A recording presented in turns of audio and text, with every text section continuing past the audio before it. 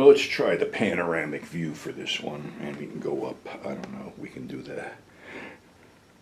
the pathetic fucking. Okay, if you want to buy anything, see the website, get me on eBay, whatever. Here's how you do that.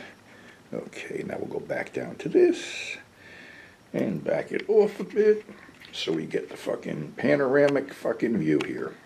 Excuse me. I got a dog in front of me. She's going to go and fly. Blanca is now in the house, I guess. Yes, I'm sitting over here. Blanca can come up here. Welcome to another edition of 42nd Street Pete's Grindhouse. With the panoramic view, you get the rear end of the dogs. Here comes Boots. And Boots is good too. And big thank you to Lou Garcia, and people have been asking me about Boots because of the elevated liver enzyme deal. Well, Lou told me about this root, Burbach root, which basically I was giving her a quarter teaspoon every other day, and took her for her checkup and get her Librela shot.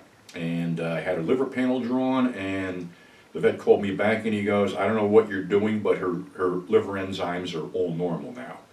So thank you, Lou, for that. And there was no way I could afford $100 a month for meds anyway. So that's the story. But anyway, we're going to get into our show. What do you if you want to face the camera, go ahead. Anyhow, this came over the news. I think this is kind of really fucking funny with my warped sense of humor, but it seems as these North Korean soldiers that were sent to Russia to fight Ukraine discovered something that they had never seen before: internet porn.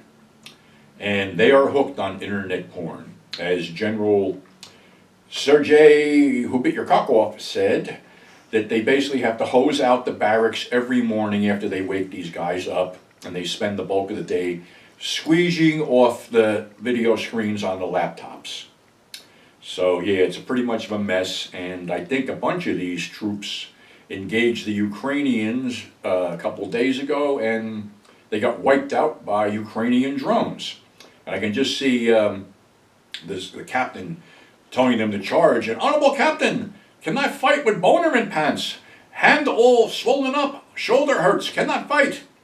Yeah, okay, I do my best with that. But I just thought it was funny that these poor people that have been denied internet access for decades, all of a sudden the first thing they latch on is internet porn, and they keep rubbing one out, for lack of better words. So anyway, we're going to go back to the old, I'm going to call it a Monster Kids segment, because Monster Kids watched, you know, what I watched, because we grew up watching shit. And, you know, I covered a lot of the black and white stuff back in October, but it was only like 50 movies I covered. There's a lot more. And these were in the early days of 50s television as filler, because they were basically from the 30s and 40s. And first up was a film called Vampire Bat, starring Lionel Atwill, who was always a villain in a lot of Universal movies, Fay Wray from King Kong, and Dwight Fry from the original Frankenstein and Dracula. Well, there's bodies being found drained of blood all over this village in wherever the hell it was. And all signs point to Herman, the local village character who has a fondness for bats, played up to the hilt by Dwight Fry. So the anger is mounting as the bodies pile up, and basically they corner poor Herman and kill him. But the killings keep on going on. And you guessed it, it's the doctor, Lionel Atwill, behind the whole thing, because he's getting someone to go in there and drain blood from people so he can create life in his laboratory. And of course, that shit never ends well. So I'm trying to think of what that Majestic Pictures or something like that, real old outfit. But then we go to 1942's The Mad Monster, starring George Zucco, another perennial villain in the Poverty Row films and some Universal films. And this time he is creating a race of wolfmen with this serum he takes from some really raggedy looking fucking specimen he has in his lab. And he injects it into Petro, his handyman, played by Glenn Strange. And his ultimate goal, he comes off in this whole rambling fucking diatribe, is to create an army of wolfmen to fight in the war. Well, this film breaks sort of a taboo that was sort of broken with Frankenstein, only Frankenstein the monster threw the girl into the water thinking she was pretty and she would float. This one, a girl goes out to play and she is killed by the monster, and the ball that she's playing with bounces back into the house in a creepy scene. Of course, eventually Pedro turns on the doctor and kills him, and the whole lab goes up in flames, and the army of Wolfmen is not realized. But George would be back. This was a PRC film that ran about 77 minutes. He would be back in a film that didn't run that long, ran about 58 minutes, something called The Flying Serpent from 1946. Again, a Producers Releasing Corporation film. In this one, George has discovered an Aztec treasure, and also the Flying Serpent Quetzalcoatl, or whatever the fuck its name is, who he has kept in a cage to do his bidding. Now, this is where PRC stole the thing from Devil Bat, where Lugosi used to tell people to put that cologne on, and then he'd let the bat out and attack him. Well, this one, he gives, George Zucco gives the intended victim a feather from the serpent, and then lets the serpent out, who finds the feather and kills the people who have the feather.